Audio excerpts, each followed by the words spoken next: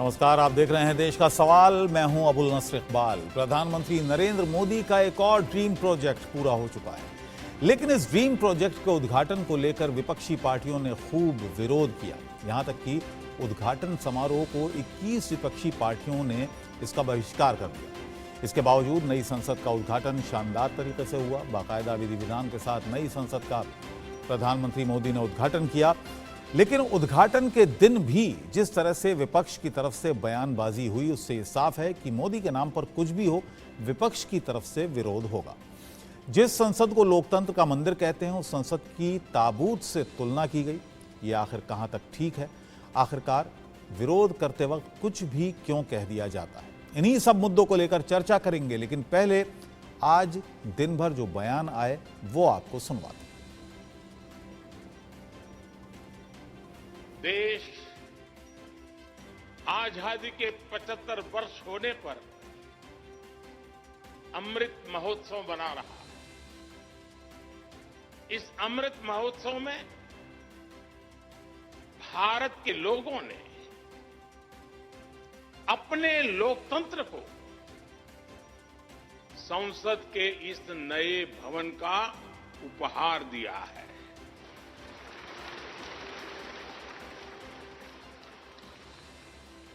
आज सुबह ही संसद भवन परिसर में सर्वपंथ प्रार्थना हुई है। मैं सभी देशवासियों को भारतीय लोकतंत्र के इस स्वर्णिम क्षण की बहुत बहुत बधाई देता हूं। प्रधानमंत्री और उनकी पार्टी की मानसिकता है कि वो समाज के दलित, पिछड़ा, आदिवासी, जो समाज के वंचित वर्ग के लोग हैं, उनको वो अछूत मानते हैं। और इसका मैं उदाहरण आपको दे रहा हूं। जब प्रभु श्री राम के मंदिर का शिलान्यास हुआ, उस समय मुख्यमंत्री उत्तर प्रदेश गए, राज्यपाल उत्तर प्रदेश गई, भारत के प्रधानमंत्री गए, भारत के राष्ट्रपति नहीं गए। क्यों नहीं गए भाई? आपने क्यों नहीं बुलाया? क्योंकि आज भी ये मानती है बीजेपी कि समाज के दलित और आदिवासी लोग अछूत हैं, किसी शुभ कार्य में उनको शामिल नहीं करना चाहिए। आज नवनिर्मित संसद का माननीय देश के प्रधानमंत्री नरेंद्र मोदी जी द्वारा उद्घाटन था और दूसरी तरफ राष्ट्रीय जनता दल के ट्विटर से एक तरफ ताबूत तो दूसरी तरफ संसद को दर्शाया गया था। यानी संसद की तुलना, जो नया संसद है उसकी तुलना ताबूत से किया गया था। ये बहुत ही अपमानजनक है। मैं चाहता हूं कि ऐसे पार्टियों पे संसद की अवमानना का केस चलाई जाए और मुख्य निर्वाचन आयुक्त से मेरी आग्रह है कि ऐसे राजनीतिक पार्टियों को इस देश में रहने का कोई अधिकार नहीं। देश का सवाल में आज जो हम सवाल पूछ रहे हैं वो आपको बता देते हैं कि नई संसद के उद्घाटन के बहिष्कार से आखिर विपक्ष को क्या मिला, ये सवाल हम उठा रहे हैं। इसके अलावा नए संसद भवन पर आपत्तिजनक टिप्पणी क्यों की गई? क्या मोदी के ड्रीम प्रोजेक्ट से विपक्ष को कोई दिक्कत है? जिन्होंने बहिष्कार किया, क्या वो नई संसद में कभी नहीं बैठेंगे? ये तमाम सवाल हम पूछ रहे हैं और हमारे साथ खास मेहमान बने हुए हैं। यासिर जिलानी हमारे साथ हैं भारतीय जनता पार्टी से, प्रेम कुमार जी हमारे साथ हैं, जाने माने राजनीतिक विश्लेषक हैं। इम्तियाज अहमद अंसारी हमारे साथ हैं, नेता हैं जनता दल यूनाइटेड के। विजय प्रकाश जी हमारे साथ हैं, पूर्व मंत्री हैं बिहार के। और घनेंद्र भारद्वाज हमारे साथ हैं, आम आदमी पार्टी के प्रवक्ता। आप सभी का स्वागत है। यासिर जिलानी जी, अभी भी बयानबाजी हो रही है। नए संसद का उद्घाटन तो हो चुका है, लेकिन अभी भी विपक्ष की तरफ से वो जो मांग थी कि आखिर राष्ट्रपति क्यों नहीं कर रही हैं उद्घाटन, वो अभी भी वही बयानबाजी हो रही है।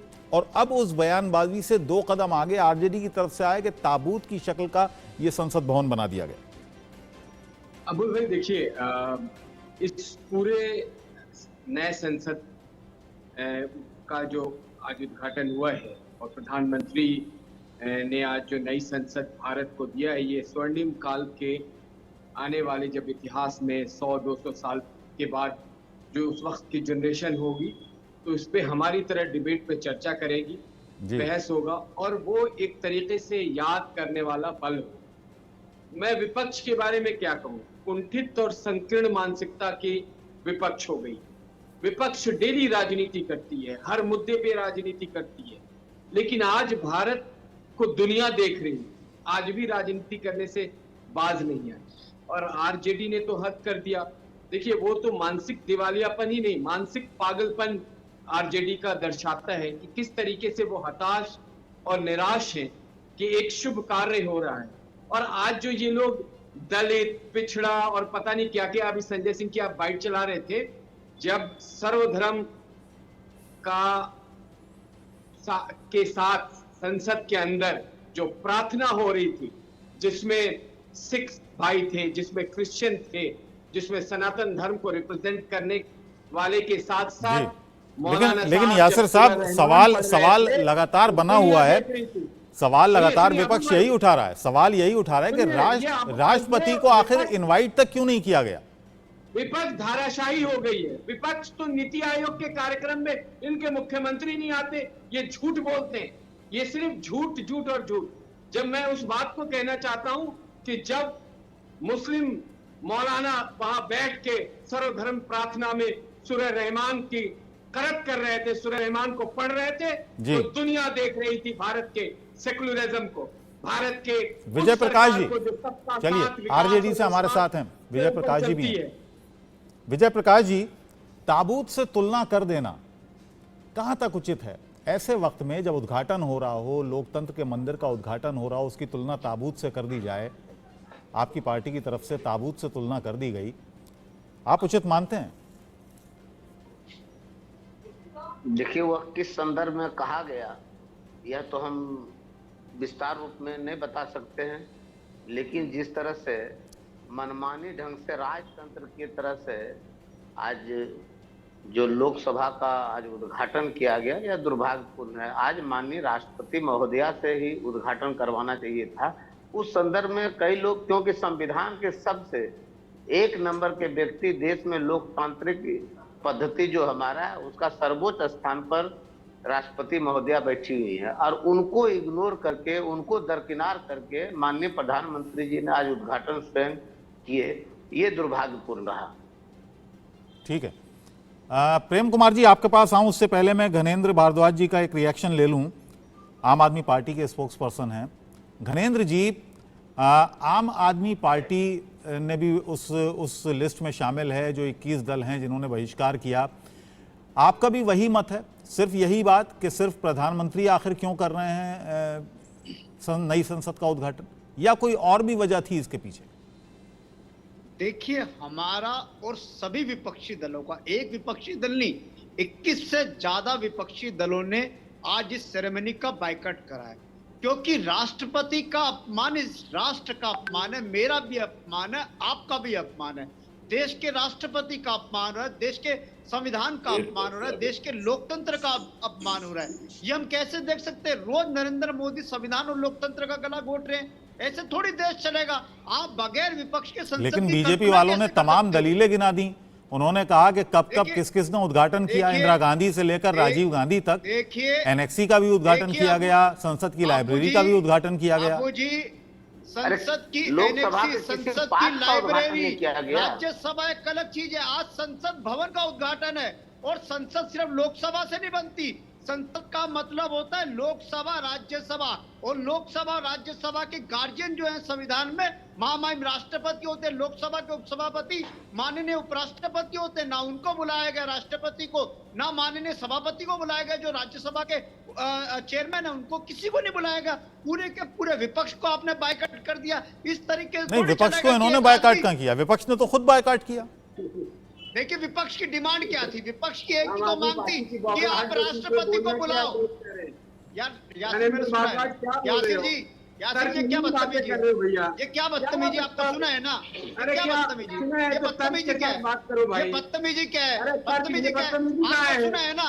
आपको सुना है ना? अरे ये बदतमीजी है, इसको बदतमीजी। आराम से बात कीजिएगा, आप मुझे इनको चुप कराइए, आप मुझे इनको चुप कराइए, आप मुझे आराम से अपनी बात रखिए, आप मुझे इनको चुप कराइए, कोई तरीका थोड़ी है। चलिए बोलिए बोलिए घनेंद्र जी बोलिए, लेकिन इस तरह के लफ्जों से बचिए। 2024 में आपको मुझे इनको चुप कराइए, तरीका नहीं है डिबेट का। यासिर साहब पहले उनको सुन लीजिए, लेकिन मैं घनेंद्र जी कहूंगा कि ये बदतमीज कहना, किसी को जाहिल कह देना, इन इस तरह के शब्दों से बीच में किसी ने ज्ञानेंद्र पासवान नहीं बोल रहे, ये अरविंद केजरीवाल बोल रहे हैं। ये किसी ने बीच में किसी को टोका ब्लैक किया करते थे, ये अरविंद केजरीवाल बोल रहे हैं जो कभी वादा करते थे। बीच में टोका क्या? ज्ञानेंद्र भारद्वाज का किसी के बीच में टोकना आम आदमी बदतमीजी पार्टी होती का है। संस्कार है। किसी के बीच में टोकना बदतमीजी होती है, ये बदतमीजी है आपकी।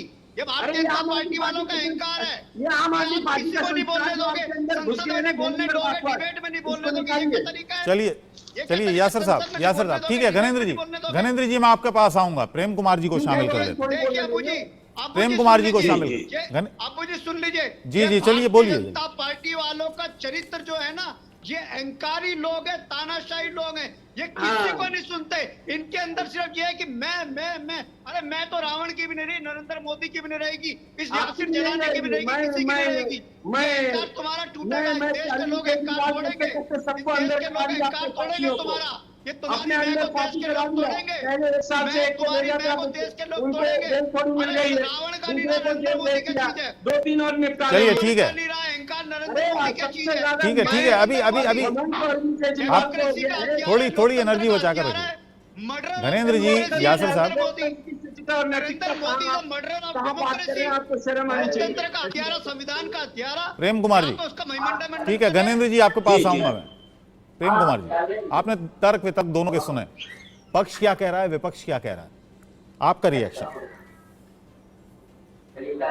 देखिए अबुल जी, ये जो फंक्शन हुआ ऐतिहासिक दिन रहा, लेकिन इस ऐतिहासिक दिन को हम इस रूप में भी याद करेंगे कि 140 करोड़ लोगों का प्रतिनिधित्व नहीं हुआ जिसका दावा प्रधानमंत्री नरेंद्र मोदी जी ने किया।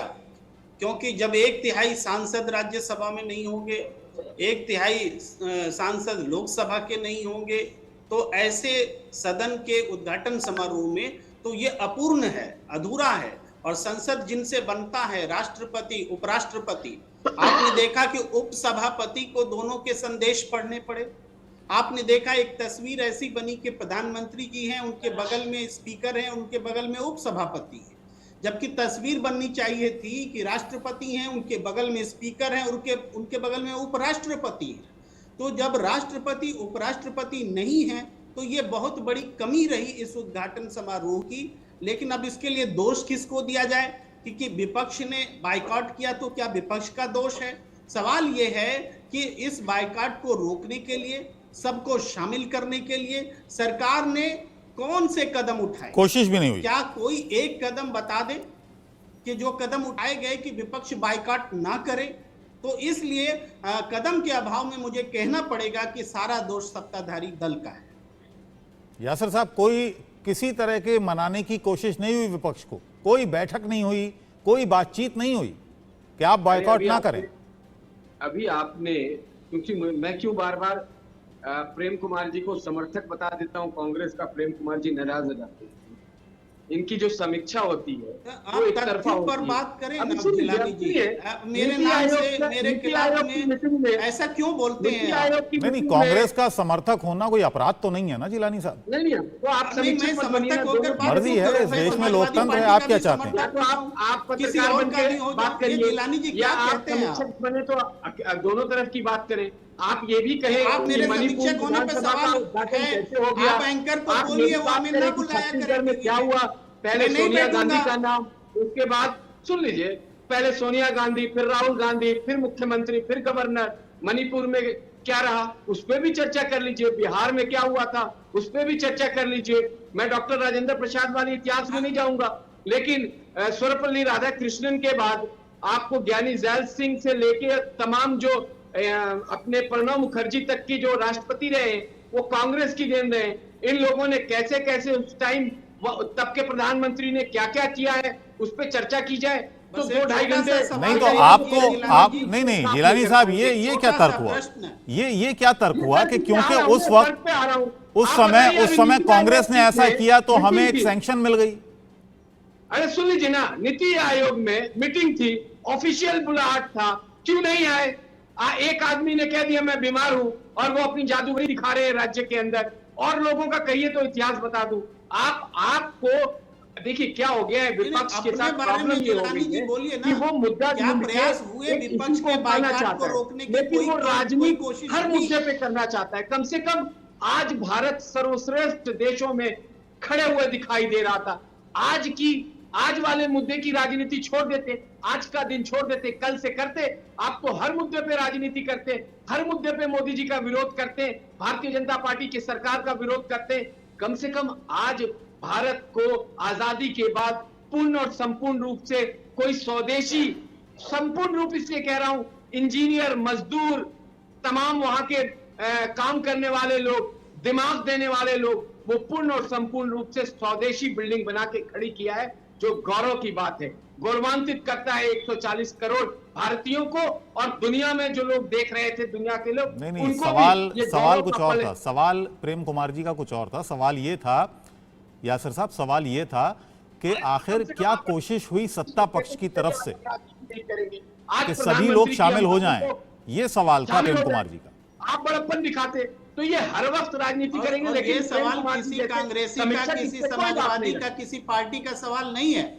ये सवाल हमेशा पूछा जाता रहेगा कि सत्ता पक्ष की जिम्मेदारी होती है एक समारोह को में अधिक से अधिक पार्टिसिपेशन सुनिश्चित करने की। उनकी जिम्मेदारी तो पहलवानों को भी मनाने की थी कि आज के दिन ये दृश्य क्यों बने, पहले ही समझा लिया होते। मुहूर्त किया था, आप भूल जाते हैं ना प्रेम कुमार जी, आपको याद दिलाना पड़ता है। जब इस जगह की मुहूर्त किया गया था, इस पे पूजा पाठ की गई थी इस जमीन के ऊपर, तब आपने विरोध किया। जब फाइल आगे बढ़ी थी तब आपने विरोध किया। जब सेंट्रल मिनिस्टर का काम चल रहा था तब आपने विरोध किया। तब आपने कहा कि कोरोना काल में दल ने किसको मनाया, आप भूल जाते पहलवान तक को नहीं मना सके। तैयार हो गया, उन्होंने भी जो दृश्य उपस्थित किया, आज लगाने जाने की बात आई, जरूरी था क्या?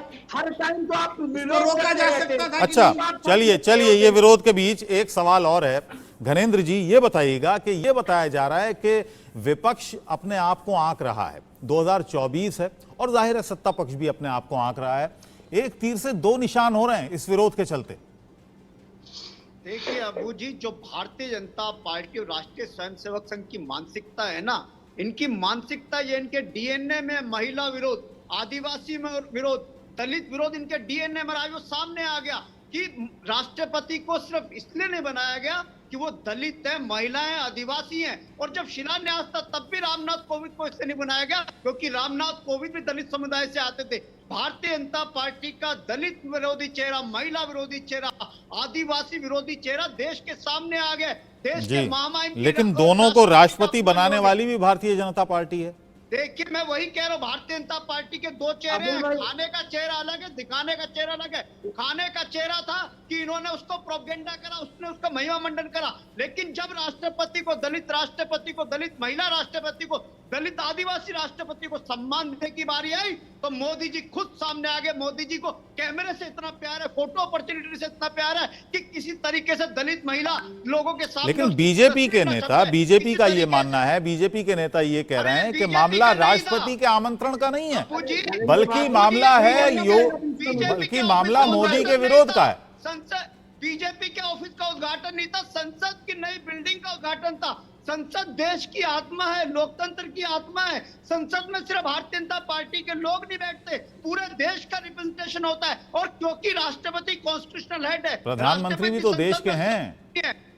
अरे राष्ट्रपति संसद की गार्जियन राष्ट्रपति है, राष्ट्रपति ने उद्घाटन करना था। प्रधानमंत्री कल ने जब भारतीय जनता पार्टी के कार्यालय का उद्घाटन जब करा था, कोई विवाद नहीं था। और इस पूरे विवाद को देने वाले, इस विवाद को जन्म देने वाले प्रधानमंत्री है। और विपक्षी दलों की मांग क्या थी? आप बुला लेते राष्ट्रपति को, क्या दिक्कत है आपको राष्ट्रपति से? राष्ट्रपति समारोह में आती तो समारोह की शोभा बढ़ती, उपराष्ट्रपति आते समारोह की शोभा बढ़ती। यही तो डिमांड थी छोटी सी। इस डिमांड को भी मोदी जी ने अपनी ईगो से मान के चल लिया। चलिए यासिर साहब से पूछ लेते हैं। यासिर साहब ये बताइएगा, प्रधानमंत्री ने उद्घाटन किया, ठीक है, चलिए, राष्ट्रपति को आमंत्रण नहीं दिया गया। जाहिर सी बात है, अगर राष्ट्रपति यहां होती तो फिर उद्घाटन भी वही करती। और यही मांग है कि आखिर राष्ट्रपति को इतने बड़े समारोह से अलग क्यों रखा गया? राष्ट्रपति को, उपराष्ट्रपति को क्यों दरकिनार किया गया, क्यों हाशिए पर रखा गया? अबुल भाई, ये मुद्दा ही नहीं है। ये महिला सशक्तिकरण की बात करने वाले घनेंद्र भारद्वाज, जिनकी आम आदमी पार्टी है, पिछले 9 साल से दिल्ली की सत्ता में है, इनके कैबिनेट का स्वरूप क्या पूछ दीजिएगा, ये बगले झांकने लगेंगे, उस पर कोई जवाब नहीं देंगे। क्योंकि इनको सुबह झूठ बोलना है, शाम झूठ बोलना है, सोने से पहले झूठ बोल के सो जाना है। आप बताइए क्या स्वरूप है दिल्ली के कैबिनेट का? कहाँ है महिला रिप्रेजेंटेशन? कौन है महिला नेता इनकी? एक नाम बता दे पूरे कहां से, आम आदमी यहां से पार्टी में मत जो मिलाइए ना आप। महिला लीड करती हो। ये बेकार की बात कर रहे हैं। ये विरोध मोदी जी का है और ये इन्हें विपक्ष को इकट्ठा करके जो खिचड़ी पकाने की 2024 में ये लोग कोशिश कर रहे हैं, जो होगी नहीं, क्योंकि हर आदमी प्रधानमंत्री का सपना देख रहा है। अरविंद केजरीवाल अलग सपना देख रहे हैं, रात में दिन में ही सो जाते, सोचने लगते हैं उठेंगे तो नए वाले संसद में प्रधानमंत्री बनेंगे। वो उधर कांग्रेस के राहुल गांधी सोच रहे, वो केसीआर सोच रहे, ममता बनर्जी सोच रही है, वो जगन रेड्डी सोच रहे हैं, वो पता नहीं वो दूसरे वाले जो तमिलनाडु के स्टालिन है वो सोच रहे हैं। तो ये आपस में इनकी बन ही नहीं सकती है। ये चाह रहे हैं कि खिचड़ी पक जाए, लाइमलाइट में थोड़ा सा रहे, हो सकता है कि कहीं से कुछ एक आध सीटें बढ़ जाए। इनकी हिम्मत है तो ये कहे ना कि 1 साल के लिए जो इनके सांसद अभी पुराने वाले संसद तो में विपक्ष का भी तो यही आरोप है, विपक्ष का भी, यासिर साहब विपक्ष का भी यही आरोप है। आप कह रहे हैं कि इसकी आड़ में 2024 पर निशाना है, विपक्ष भी यही आरोप लगा रहा है। कुछ राजनीतिक विश्लेषक हैं वो भी यही आरोप लगा रहे हैं कि प्रधानमंत्री 2024 तक ऐसे मेगा इवेंट करेंगे जिनको देश की अस्मिता, देश के गौरव, देश की संस्कृति, धार्मिक विरासत, इनके साथ जोड़ा जाएगा।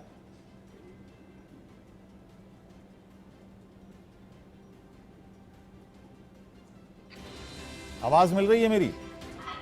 मेरे से सवाल है आपको? जी अबुल भाई मुझसे पूछ रहे हैं आप? जी जी, मैं आपसे ही कह रहा हूं कि बहुत सारे लोग हैं जो विपक्ष में हैं, वो ये कह रहे हैं कि इस तरह के मेगा इवेंट 2024 तक करते रहेंगे प्रधानमंत्री। नहीं, देखिए मेगा इवेंट करने की जरूरत उन लोगों को पड़ेगी जो लोग विरोध करते हैं। हम तो जनता जनमानस के हित के, जो उनके हित के कार्यक्रम है वो अपना कर्तव्य मान के क्रियान्वित कर रहे हैं। नीचे लाइन पे खड़ा हुआ जो व्यक्ति है वो उसको हासिल कर रहा है। ये देश बदल गया है, ये वो देश नहीं रहा जब राजीव गांधी ने कहा था कि मैं 1 रुपया भेजता हूं, 85 पैसे भ्रष्टाचार में लोगों के हाथों खत्म हो जाते हैं और 15 पैसे अंतिम व्यक्ति तक पहुंचता है। यहाँ प्रधानमंत्री कार्यालय से एक अगर कार्यक्रम के तहत 1 रुपये जाता है तो 1 रुपये मिलता है। ये हम इवेंट और शो इसलिए नहीं करना चाहेंगे क्योंकि हमें अपने कार्यकर्ताओं के बल पे यकीन है। हम जानते हैं कि जनता अपार प्यार करती है प्रधानमंत्री के नेतृत्व। प्रेम कुमार जी ये बताइएगा, क्या इतना बड़ा ये इवेंट हुआ, इतना बड़ा ये समारोह था, देश के लिए था, जैसा कि प्रधानमंत्री ने भी कहा और यासिर जिलानी साहब भी यहाँ पर कह रहे हैं, क्या इतना ज्यादा तूल देने की जरूरत थी विपक्ष को? यही अबुल जी, यही मुख्य प्रश्न कि जिम्मेदारी किसकी है कि एक इवेंट जो राष्ट्रीय महत्व का है उस समय कोई डिस्टरबेंसेस ना हो। भाई पहलवान भी बैठ जाएं आंदोलन खत्म करके, विपक्ष का बाइकाट भी ना हो, कोई ऑब्स्टेकल्स ना हो, इसके लिए प्रयास नहीं किए गए। और दूसरी बात है कि जब राष्ट्रपति और उपराष्ट्रपति बहिष्कृत हैं तो विपक्ष बहिष्कृत हो गया तो कौन सा अनहोनी हो गई? फिर अनहोनी है कि राष्ट्रपति उपराष्ट्रपति का नहीं होना, ये अनहोनी, विपक्ष का बाइकाट अनहोनी नहीं है। कुमार जी गलत बोल रहे हैं। बहिष्कृत राष्ट्रपति और उपराष्ट्रपति को आप कह नहीं सकते, संवैधानिक तौर पे आप गलत बात कह रहे हैं। गलत आपको लगता है? थोड़ी देर पहले आप किस संदर्भ में कह रहे हैं? तभी तो बोलूं मैं, आप बोलिएगा अपनी बारी में बोलिएगा। नहीं मानते थोड़ा सुन लीजिए, थोड़ा सुन लीजिए, थोड़ा सुन लीजिए। ऐसे बात नहीं होगी। आपने ठान के आया है क्या प्रेम कुमार को बोलने ही नहीं देना है?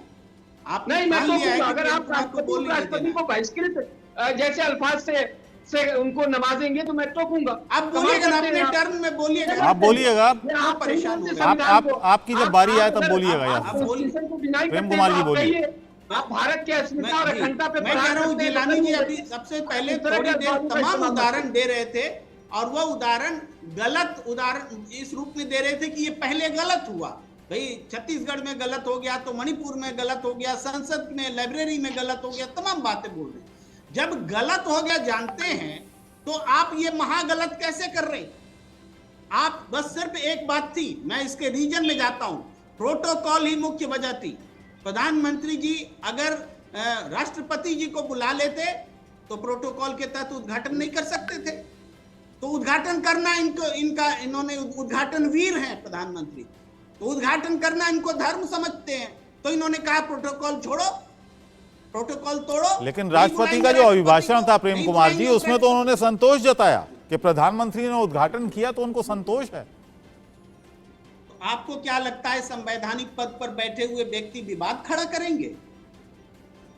बोलिए, उन्होंने बहुत सही किया, एक राष्ट्रीय महत्व का इवेंट है, उसमें क्या विवाद खड़ा करेंगे? अरे अपमान हुआ है राष्ट्रपति का, ये मानना पड़ेगा। और यही विरोध की वजह है, इसको रिकॉग्नाइज ही नहीं कर रही है सत्ताधारी दल। रिकॉग्नाइज नहीं करेंगे तो आप सोल्व क्या करेंगे? पहले तो पहचानिए मुद्दा कहाँ है। यही अच्छा, जिस तरह की बातें आ रही हैं प्रेम कुमार जी, जैसे कि आरजेडी की तरफ से आया, ताबूत से तुलना कर दी, देश का अपमान कर दिया, ताबूत से तुलना कर दी नए संसद भवन की, ये कहां तक आप मानते हैं कि उचित है कि विरोध में इस हद तक चला जाए कोई व्यक्ति या कोई दल? आपका प्रश्न सही है।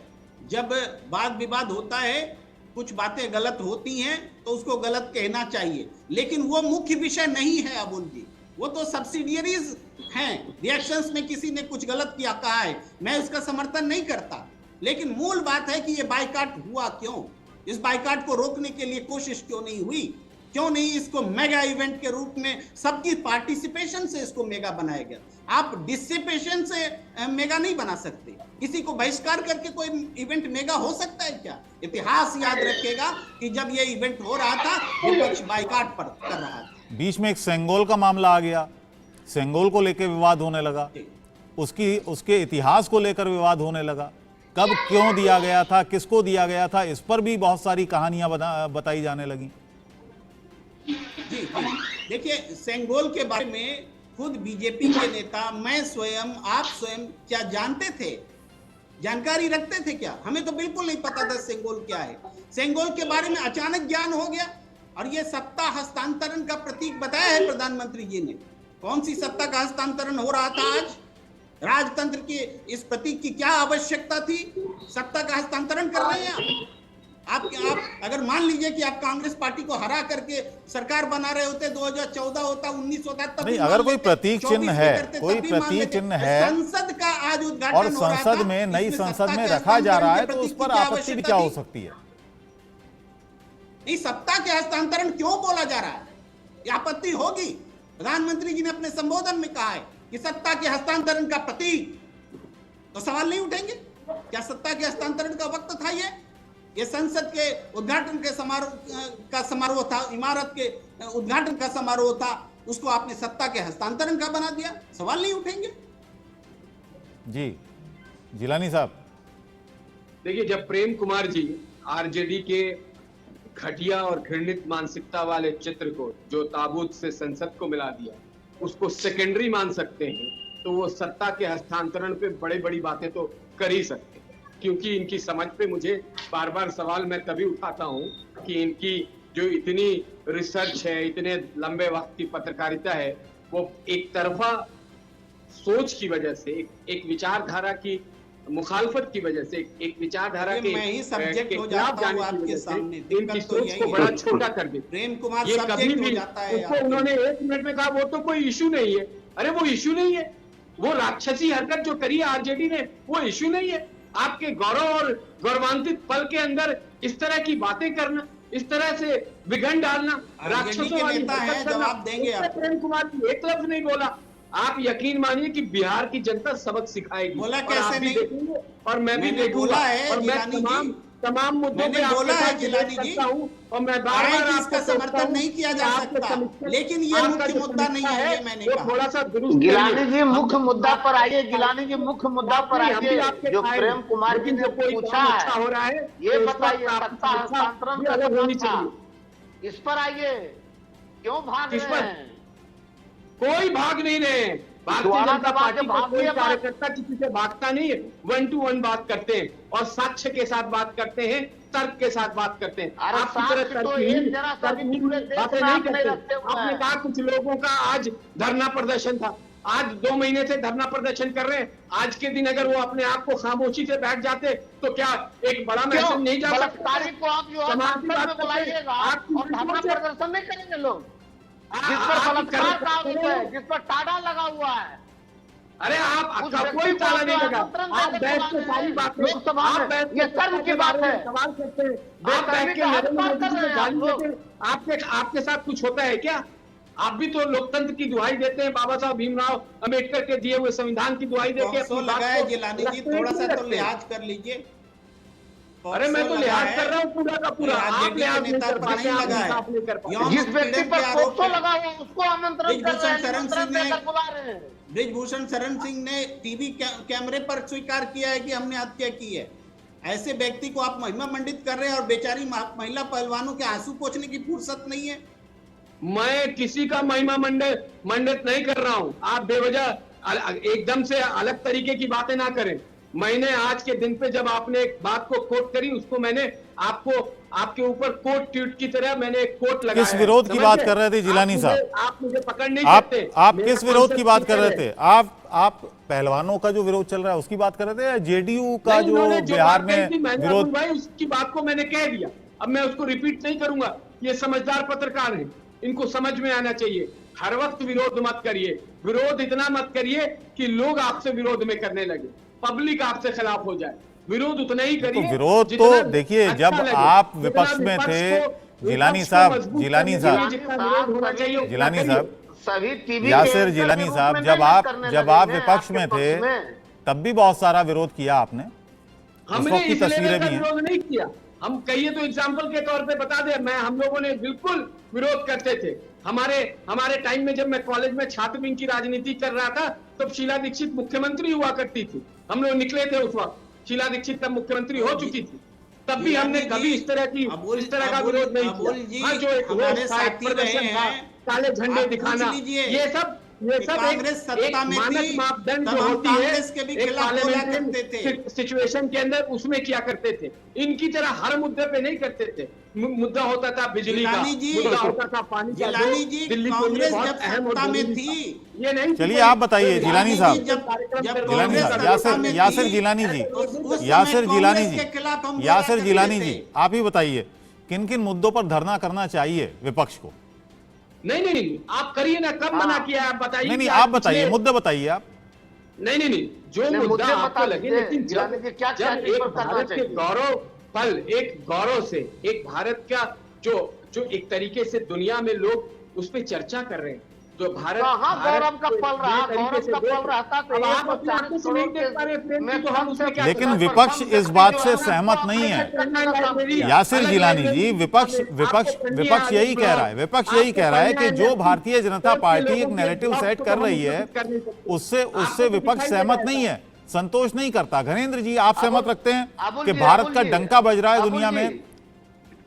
अबुल जी मैं आऊंगा आपके पास विजय जी, घनेंद्र जी से एक रिएक्शन ले लो। देखिए अबू जी, हो क्या रहा है कि देश में एक अहंकारी और तानाशाही राजा की सरकार चल रही है। उस अहंकारी और तानाशाही राजा का सिर्फ एक ही ध्येय है कि जो वो है वो सबको मानना पड़ेगा, जो नहीं मानेगा उसे देशद्रोही करार कर देंगे, उसे एंटी नेशनल घोषित कर देंगे, उसके खिलाफ ये लोग युद्ध का आगाज कर देंगे। इस तरीके की देश में टेंडेंसी बना दी भारतीय जनता पार्टी के लोगों ने। आज पूरा विपक्ष कह रहा है कि राष्ट्रपति को क्यों नहीं बुलाया गया। संसद भवन की नई बिल्डिंग का उद्घाटन था, एक नहीं 3 एपिसोड बताता हूँ। रामनाथ कोविंद क्योंकि दलित राष्ट्रपति थे, प्रधानमंत्री श्री राम मंदिर भूमि का शिलान्यास करने गए, वहां नहीं लेके गए। जिस दिन इस संसद भवन का शिलान्यास था उस समय भी रामनाथ कोविंद दलित समुदाय से आते थे, वो राष्ट्रपति थे, उन्हें नहीं बुलाया गया। आज संसद भवन की नई बिल्डिंग का उद्घाटन था क्योंकि दलित महिला राष्ट्रपति थी, आदिवासी राष्ट्रपति थी, इसलिए उनको इस समारोह से दूर रखा गया। क्योंकि मोदी जी को लगता है कि दलितों को ऐसे मौकों पर नहीं बुलाना चाहिए। आज भी उनकी मानसिकता वही है, सामंतवादी, वही मनुवादी मानसिकता के साथ मोदी जी और भारतीय जनता पार्टी के लोग, आरएसएस के लोग रूल कर रहे हैं। इन्हें दिक्कत है कि दलितों से दिक्कत है, महिलाओं से दिक्कत है, हर आदमी से दिक्कत है, हर उस आदमी से दिक्कत है जो संविधान की बात करेगा, जो लोकतंत्र की बात करेगा। आज संसद भवन की नई बिल्डिंग का उद्घाटन नहीं हुआ। नहीं, मेरा सवाल दूसरा था। मेरा सवाल ये था घनेंद्र जी, यासिर साहब कह रहे हैं कि भारतीय जनता पार्टी की सरकार, नरेंद्र मोदी की सरकार के नेतृत्व में इस समय पूरे दुनिया में देश का डंका बज रहा है और ये बात विपक्ष को हजम नहीं हो रही है। देखिए देश का डंका कहां बज रहा है। आज देश हंगर इंडेक्स में सबसे ऊपर है। आज देश पॉवर्टी में सबसे ऊपर है, आज देश अनएम्प्लॉयमेंट में सबसे ऊपर है, आज देश इन्फ्लेशन में सबसे ऊपर है, आज देश की इकोनॉमी पूरी तरह बर्बाद हो चुकी है। आज देश में महिला पहलवान पिछले 2 महीने से बैठी हैं अपने न्याय के लिए, आज उनको मारा जा रहा है, पीटा जा रहा है। जो देश के गौरव थे उन पे पुलिस लाठियां बरसा रही है। इस तरीके से देश की छवि बन रही है। आज देश के अंदर क्या हो रहा है कि देश के अंदर उद्योगपति पूरे देश को लूट के खा जाता है और प्रधानमंत्री उसके पीछे आके खड़े हो जाते। पूरी की पूरी सरकार आके खड़ी होती है, पूरी की पूरी भारतीय जनता पार्टी कहती है नहीं हम इस उद्योगपति के साथ है। आज देश में क्रोनिक कैपिटलिज्म की सरकार चल रही है, आज देश में घोर पूंजीवाद की सरकार चल रही है, आज देश की सरकार को 3-4 कॉर्पोरेट चला रहे हैं। इस तरीके का माहौल है। आज देश जवाब देने दीजिए, जवाब देने दीजिए यासिर गिलानी को। तानाशाही राज है जो किसी की नहीं सुनता, जो सिर्फ अपनी अपनी देखता है, जो अहंकार में 7वें आसमान पे जिसका अहंकार। ठीक है, विजय कुमार जी विजय प्रकाश जी आऊंगा मैं आपके पास, इनको जवाब देने दीजिए। देखिए ये जो हंगर कह रहे हैं ना, ये सबसे बड़े इस वक्त आज हिंदुस्तान के अगर सबसे बड़े भूखे अगर कोई लोग हैं तो वो आम आदमी पार्टी के भ्रष्टाचार के लिए भूखे लोग हैं। जो बेरोजगार हैं वो बेरोजगार इसलिए हो गए कि भ्रष्टाचार पे नकेल कस दिया गया, इसलिए ये पूरे हिंदुस्तान में सबसे बेरोजगार भ्रष्टाचार करने के लिए ये आम आदमी पार्टी के लोग हैं। सबसे ज्यादा जो हालत खराब है वो आम आदमी पार्टी की चरमराई हुई हालत है, क्योंकि ये जिन लोगों से इन्होंने शुचिता और नैतिकता की दुहाई देके ये 2 राज्यों में अब तक सरकार बना चुके हैं, जिसमें दिल्ली की हालत बद से बदतर है। इनके एक मंत्री पिछले 1 साल से जेल में थे, उनको हेल्थ ग्राउंड में बेल मिल गई है, लेकिन जिसको ये शिक्षा के क्रांतिकारी के रूप में स्थापित करना चाह रहे थे वो शराब घोटाले के माहिर खिलाड़ी निकले और वो जेल में बंद है। तो ये बेचारे, इनका कुछ नहीं हो सकता। इनको क्या है कि ये किसी तरह की इस तरह की राजनीति करके मोदी जी को बदनाम बार बार करना चाहते हैं, बार बार इन्हें तमाचा पड़ता है। और जब ये झूठ बोलते हैं तो इनके खिलाफ कोर्ट में मानहानि का जब FIR किया जाता है तो इनके नेता माफी मांगते हैं हाथ पैर जोड़। 2 बार सरकार बनाई है दिल्ली की जनता ने। एग्जाम्पल एक नहीं 5-5 नेताओं से है। जब जब इन्होंने झूठ बोला मानहानि का यासिर गिलानी जी 2 बार सरकार बनाई है तो ये है प्रोपेगेंडा आम आदमी पार्टी ने। सबसे बड़ा गिरोह। चलिए मैं इस मुद्दे पर आऊंगा। विजय प्रकाश जी आप बताइए, कुछ बोलना चाह रहे थे आप, अपनी बात रखिए। नहीं, जो भारतीय जनता पार्टी के प्रवक्ता जो गिलानी साहब बोल रहे हैं बार बार कि देश के 140 करोड़ लोगों के मान और सम्मान की बात है, तो 140 करोड़ लोगों में सबसे सर्वप्रथम व्यक्ति कौन होते हैं इस देश के? राष्ट्रपति महोदया होती हैं, उसके बाद उपराष्ट्रपति होते हैं। उनको नेग्लेक्ट क्यों किया गया, उनको अपमानित क्यों किया गया? ये जो है कोई पार्ट का, ये कहते हैं कि कांग्रेस पार्टी जो है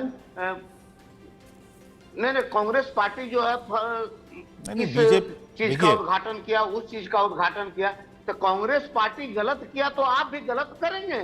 और ये जो है लोकसभा का, आप तो सज्जन व्यक्ति हैं, मंत्री भी रहे। आपके बीच में मैं नहीं बोला हूँ, आपके बीच में मैं नहीं बोला हूँ, आपके बीच में मैं नहीं बोला हूँ। सवाल सुन लीजिए, सवाल सुन लीजिए। नहीं, आपके बीच में मैं बोला ही नहीं हूँ।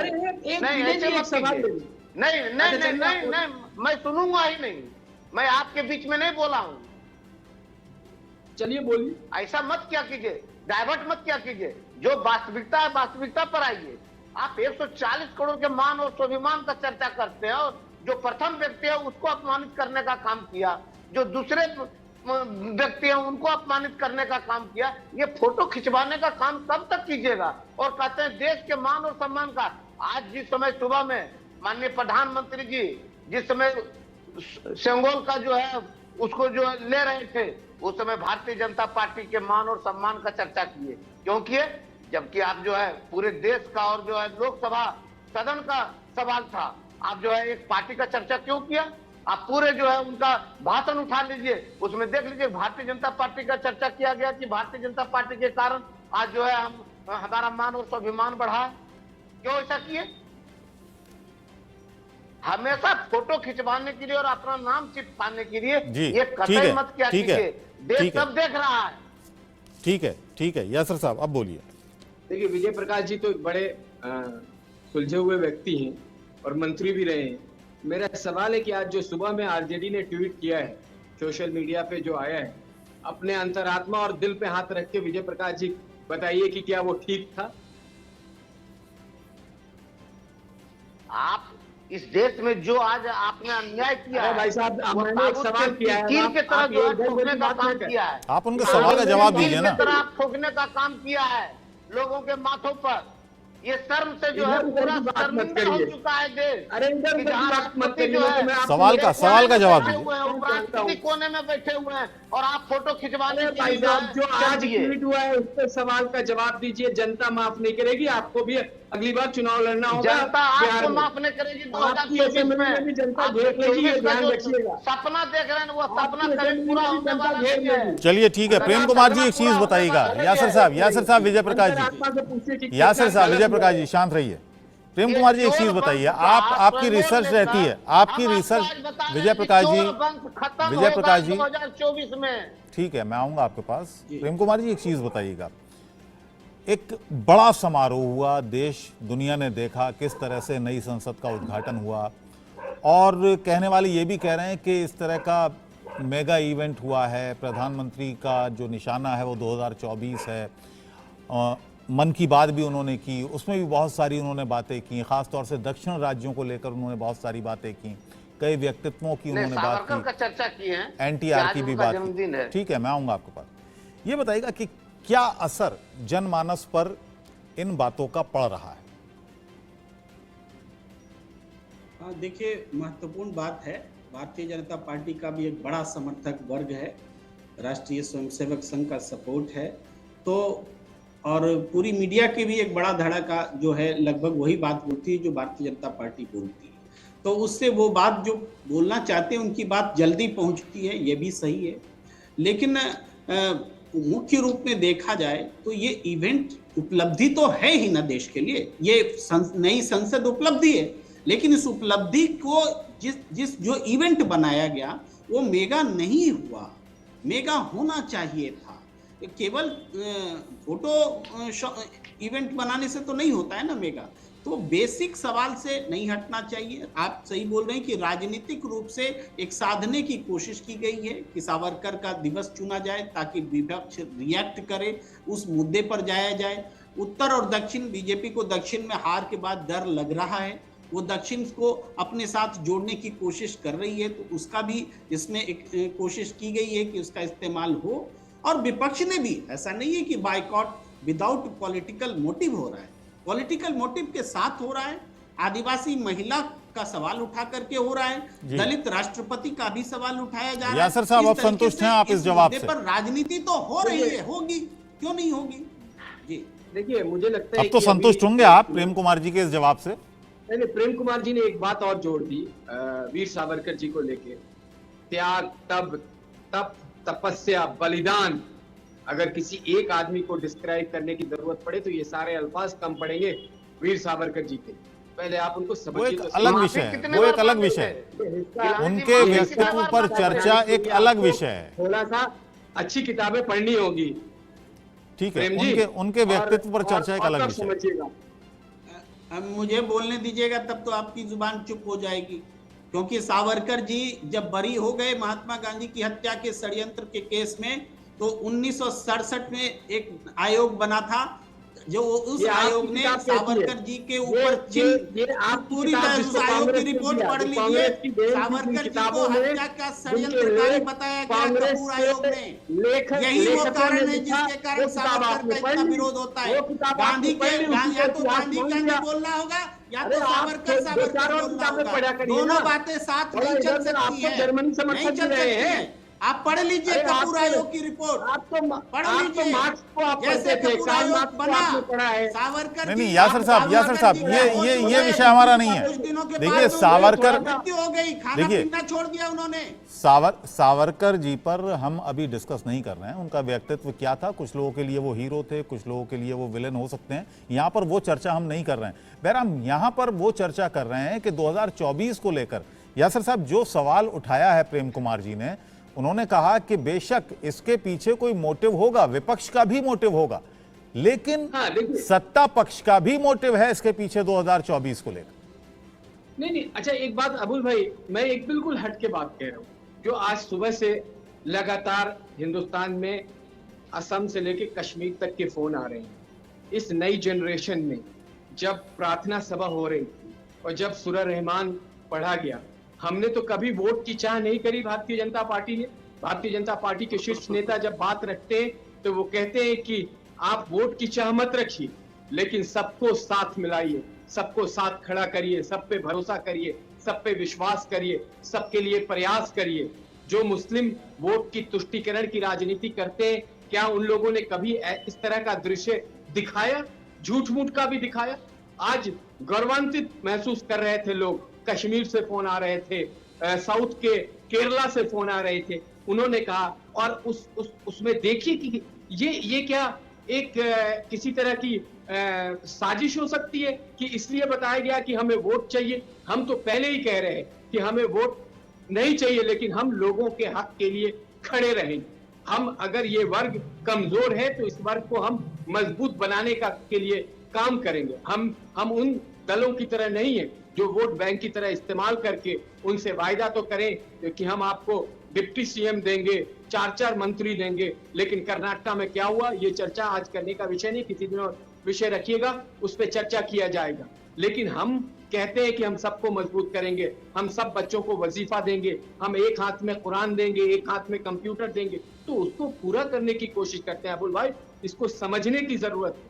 राजनीति तो होती रहेगी, लेकिन सवाल तो खड़ा हुआ है ना यासिर जी, भारत को बड़ा करने के सवाल सब कुछ करेंगे आप, लेकिन सवाल विपक्ष का वही है, राष्ट्रपति को नहीं बुलाएंगे।